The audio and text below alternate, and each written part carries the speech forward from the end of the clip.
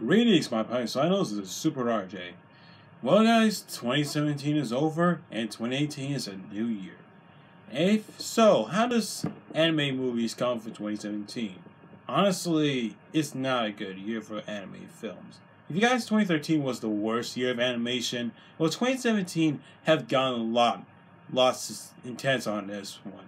Because not only anime films are okay, not that bad, it just ranges from okay to just mediocre, and there's rarely any good films in 2017 and with animation. But I'm excited to do something special for it, to make this show you guys up, know how bad 2017 was for animated films, and that's why I'm giving out my top five best anime films of 2017. Now, before we begin, I want you guys to know, if you guys agree with some of these films or disagree with these films I pick them on this list, then that's fine, as long as we're polite about it. And that's all I'd say about the introduction. Without further ado, let's get on to this. Number 5. Despicable Me 3. Now, this film is... Now, here's the thing. I like the Despicable Me franchise. I like the first one. I adore the second one. And the third one is... good. Just good. Honestly, it is one of the weakest of the Despicable Me franchise. But there's one thing I do appreciate what this movie is trying to do. It's still increasing the family dilemma of Gru's family. From the first one, Gru's family dilemma is what now he has to be a villain, but he also actually does have a reason how he can like the children that he adopted and actually cares about being a lovable parent to them. In the second film, after he got his own kids, he actually does want to support about having a wife, a girl he always wanted to be with and be his wife to make his children happy, become a big happy family. And with this film, they actually increasing even more by this time, not only with family, but also increasing with his siblings, and that his long lost brother Drew. And I have to admit, his bonding with his brother Drew is fantastic to see. And sure, Drew is not the most best character, but he has a few decent moments, but sometimes he's not that much of a great character. Like I said, their brother bonding moment is really fun. I love the way how they do their villainous stuff together. I love the way how they try to sneak into the villains later to get the Ruby back and all that stuff. Sure, the story is kind of predictable, but at least it's passable to see. And as for the other subplots with the other characters, they're fine as well. Like Lucy trying to be a good mother, and the minions to spend their time in prison after they decide to turn their back on Gru. It's all fine and dandy. The stories are okay to watch. It's not that spectacular, but at least enjoyable to sit through. And it has a decent way to end off the Despicable Me trilogy. But honestly, I stick to the second one, because that one's much better than this one. It is one of the weakest of the Despicable Me franchise, but it's not the bad thing. Number 4. Smurfs: The Lost Village. Now this movie is a Sony anime movie that actually is decent in my opinion. Sony is not the best company in the world, not the best anime films in the world company to ever live, because they have some few decent movies, but most of them are really crappy. Especially one movie we get to on my worst anime movies list. But aside from Smurfs: Lost Village, what they did to the Smurfs movie is better than the terrible live-action films. And thank God it didn't have Neil Patrick Harris in this movie. The way how they portrayed the Smurfs in this movie, it actually is decent to watch. And the way how they show its moral and its story, it told it much better than what it did in the Emoji Movie. Yes, this movie actually does, the Emoji Movie does rip off the story from the Smurfs: The Lost Village. And the way how they show the moral is that a person who don't know who his identity is can't be something other than what it's supposed to be, other than one identity, works here in this movie. Because he actually wanted to know what Smurf is actually supposed to be. What if there was actually other Smurfs out there in the Lost Village who's just like her? You might be wondering who does she want us actually to be, and wants to know what she actually wanted to be instead of being the creation of Gargamel. And the other Smurfs who join her journey to help her find the lost world are actually tolerable to enjoy, to follow with them. like Brainy, Clumsy, and some other Smurfs who join on the journey are decent enough to watch too. But the only thing that is the best of the movie is Gargamel himself. He's the absolute funniest in this movie. And I do like the animation. It is absolutely to see, especially the part when they go to Forbidden Forest. And thankfully, it's way better than what the Smurfs look like in live action. I'll say to that. No, nothing else to say about this film. This film is a harmless Smurfs movie that I will want to watch it over and over again. But it's an okay film to see, and it actually is a much better film to see than any other Sony anime movies they done. Number 3, Captain Underpants, the first epic movie. Now here's one thing about this movie that actually does work. Make a simple kids film based on a children's book that actually does represent what the original book was based on, and make it funny, clever, have some good animation, and actually have good characters and good storytelling. What represents the original story.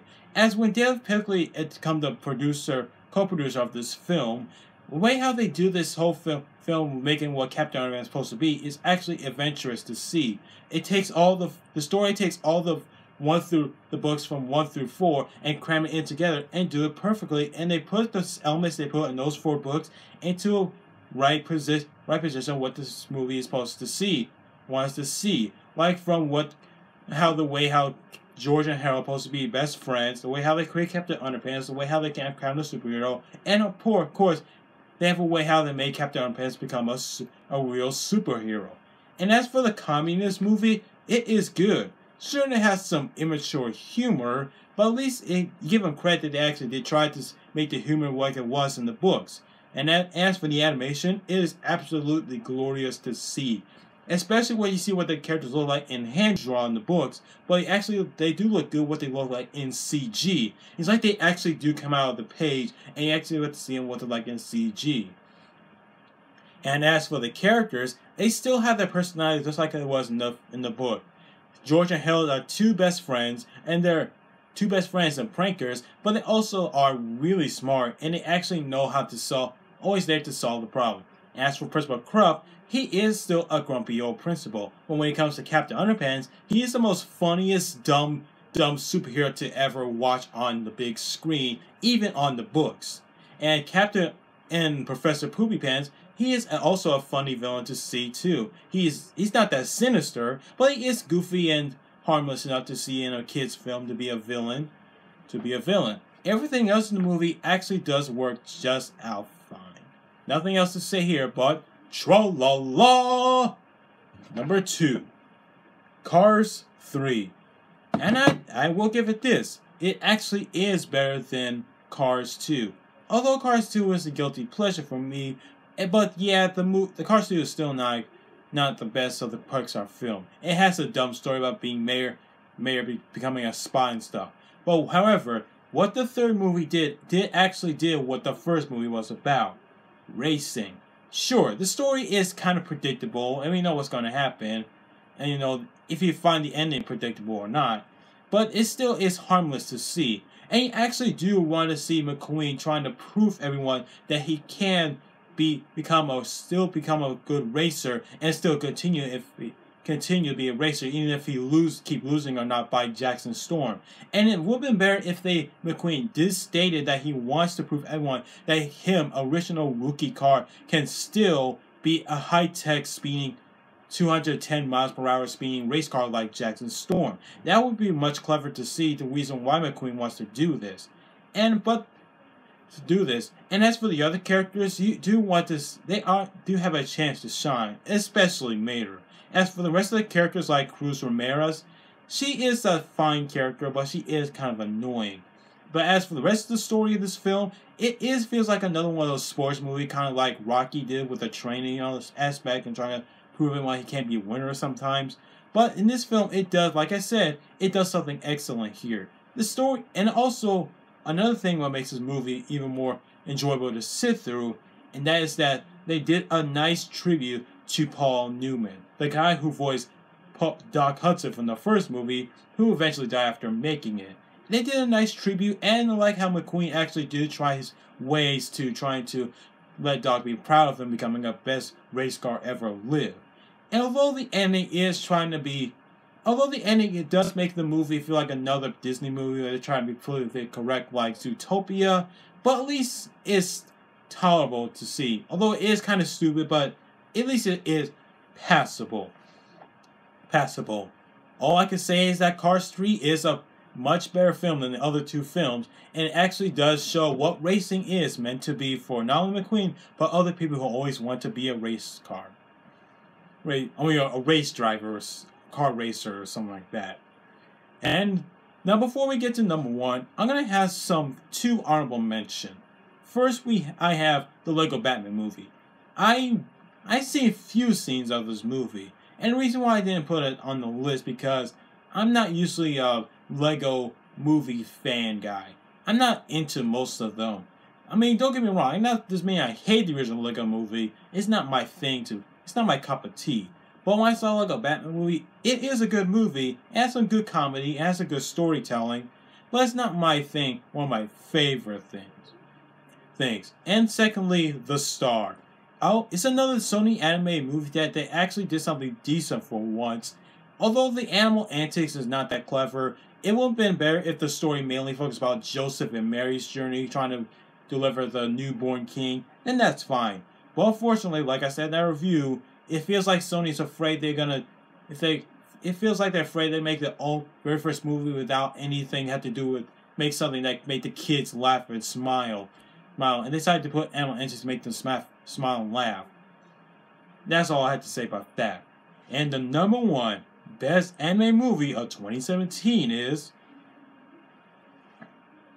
Coco. This is another Pixar movie that's absolutely brilliant. And I had to say, it is a little bit better than Inside Out. Only a little bit. Inside Out is still a great movie. But back onto Coco, what they did in this movie is spectacular. The way how they show how Mexican people celebrate their holiday with about family is absolutely perfect. They even want us, people, Americans, or other people around the world, wants to show us a true meaning how we celebrate family as well. And as for the story, it really is heartwarming, especially the ending. And the next best thing about this movie is that you actually do want to follow these character footsteps and actually wanted to succeed at something. You wanted Miguel to show his family that he wanted to be a musician instead of being a shoemaker. You wanted Hector to go out into the real world to see his family celebrate Life Day with his family or something like that. And as for the other characters, they do have a perfect shine, and the comedy in this film really is decent enough. But the one thing I love this movie is the animation. Not the character design. They do look good, especially the movements. Movies are good, but I do mostly love the setting of this film. And I especially do love the way how they do it to the skeleton people. I like the way how they design. I like the way how they move with their skeleton bones movements and all that stuff. It is absolutely perfect. But like I said, the story really is engaging to sit through. And sure, the movie is similar to Book of Life is for sure, but this one's actually way better than the Book of Life. And the way how they show what family are and what the characters dream, showing people what their dream is supposed to be, is really, really clever. Nothing else to say about this film. Coco is a brilliant film. It teaches people, family, how family was supposed to be. And that's all my top 5 best anime films of 2017. Tell me what you guys think with the best anime movie of 2017. Let me know in the comments below, and I'll see you guys on the worst anime films of 2017. See you later, my Paisanos.